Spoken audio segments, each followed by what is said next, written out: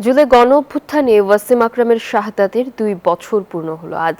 কিন্তু এ সময়েও মুছে দিতে পারেনি মায়ের অপেক্ষা, বাবার শোক আর একটি পরিবারের অপূরণীয় শূন্যতা। ২ বছর আগে চট্টগ্রামের রাজপথে হারিয়ে যাওয়া ওয়াসিম আজও বেঁচে আছেন তার মানবিকতা, সাহস আর মানুষের ভালোবাসায়। সন্তানের স্মৃতি যেন ঘরের প্রতিটি দেয়ালে, প্রতিটি কোণায়। কেউ ওয়াসিমের কথা তুললেই চোখ ভিজে ওঠে মায়ের। ২ বছর পেরিয়ে গেল, মায়ের কাছে ছেলের মৃত্যুর খবর যেন আজও অবিশ্বাস্য।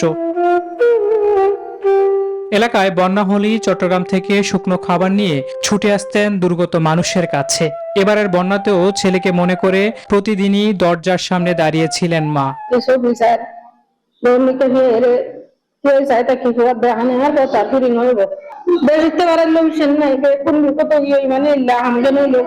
ছেলের মৃত্যুর পর সৌদি আরবের প্রবাস জীবন ছেড়ে দেশে ফিরে এসেছিলেন বাবা শফিউল আলম।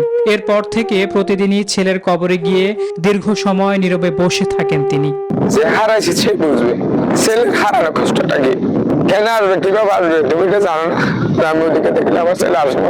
পেকুয়ার বাগগুজারা বাজারপাড়া এলাকায় ওয়াসিম ছিলেন সবার প্রিয়। মানুষের বিপদে আপদে সবার আগে এগিয়ে যেতেন তিনি। আমরা মনে করতাম এটা আমাদের জন্য একটা সম্পদ ছিল, আমাদের চাইয়ে ছিল। পড়ালেখা তো ভালো ছিল, প্রতিবাদী ছিল। কোনো অন্যের কাছে সে সবসময় অন্য কোনো কিছু দেখলে সে সবসময় তার বিরুদ্ধে একটা কথা বলতো। মোহাম্মদ ওয়াসিম আকরাম ছিলেন চট্টগ্রাম কলেজের স্নাতক চতুর্থ বর্ষের শিক্ষার্থী।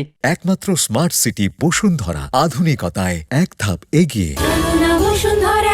তিনি চট্টগ্রাম কলেজ ও পেকুয়া উপজেলা ছাত্রদলের রাজনীতির সঙ্গেও যুক্ত ছিলেন।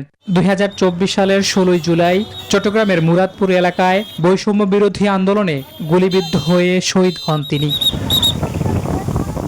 মোহাম্মদ ওয়াসিম আকরাম শুধু একটি নাম নয়, একটি পরিবারের আজীবনের বেদনা আর একটি জনপদের গর্ব, ভালোবাসা ও স্মৃতির প্রতীক।